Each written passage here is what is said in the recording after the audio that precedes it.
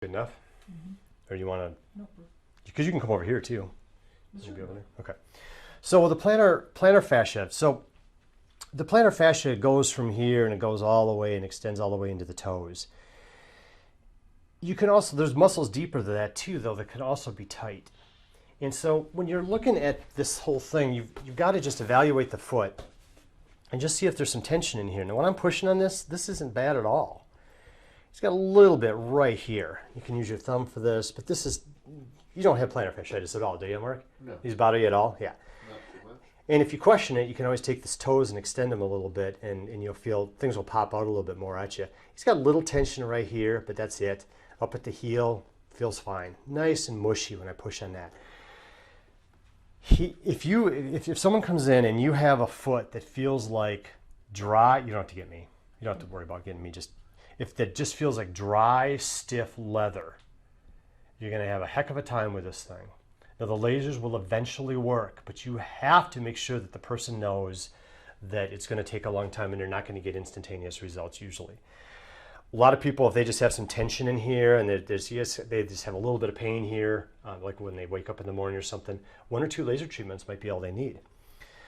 But if the whole thing feels like leather, you're going to have to laser a lot of it 5-6 times for 20 or 30 minutes each, and then the person probably will not feel any relief even at that point.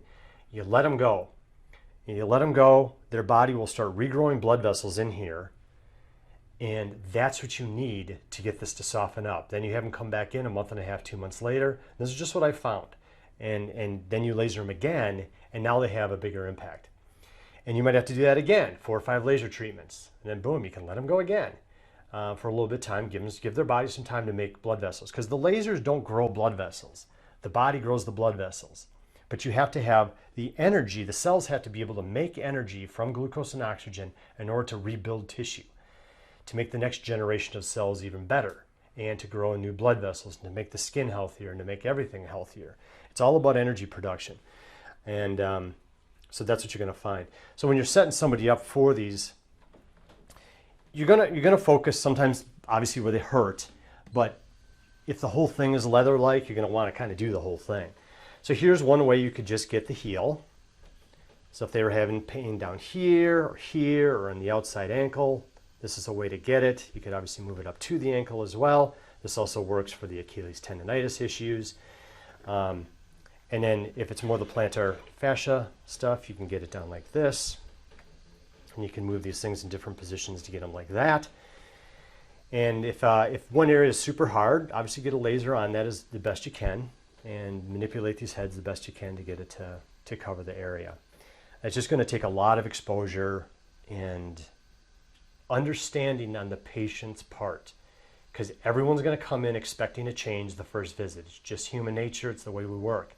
And if they don't feel the change right away, they're going to go, you got to understand, they come in thinking it's not going to work. So if it doesn't work the first time, they're going to say, oh yeah, I was right. And so they just validated themselves. But they've got to understand some of these really bad plantar fasciitis cases are like this. So example, I had a lady that had this leathery, dried out foot. And it had been 5 or 10 years she'd had this bad plantar fasciitis. It just hurt all the time. And I lasered her 6 times, I think, for half an hour, probably even 40 minutes each time, because I was just trying to get this thing to change. And she hardly felt any different at all. One time in there, she felt a little bit of relief, but that went away. And so I said to her, I said, let's just go work on something else. Let's give this some time. Let this regenerate. And so 2 months later, month and a half, 2 months later, she comes back in, and I lasered again. And here I even had the EVRL. It was the violet and the red one, which is one of the weaker lasers that are there that Erchonia has. It only has one red, and then the other one's violet. And I just put that one on her foot because we were working under things, remember? And she gets up, and like most of her pain in her foot was gone, and she was astonished. And now she thinks it's the violet red laser, right? But it was all the stuff we did before, and then that time frame, and then she just needed a little bit more laser, and it helped relax. So the month and a half to 2 months reestablished the blood flow, and then when I lasered again, then the mitochondria got activated even more, and it helped relax the muscles. And I don't see her very often, maybe every other month and a half I see her, and she says now, it's been about a year since we started that, and every other month it's not very much treatment. And she says, yeah, honestly, my foot feels fine now. She only has a little bit of discomfort first step out of the morning when she gets out of bed. So she's very, very happy. A chronic problem solved. And just a little bit more laser and we'll even get rid of that other problem. But it's not bothering her to the point where she even wants to fix it anymore.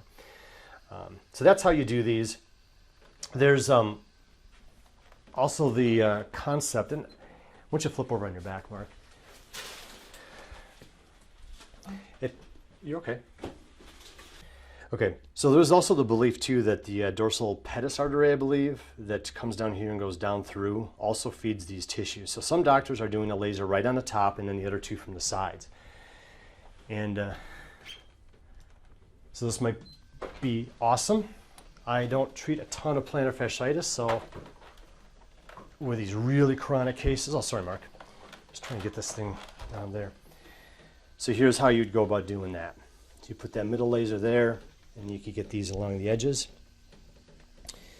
and get them the best in there that you can, and that's how you'd go about doing that. So that's another way I've seen the plantar fasciitis being treated.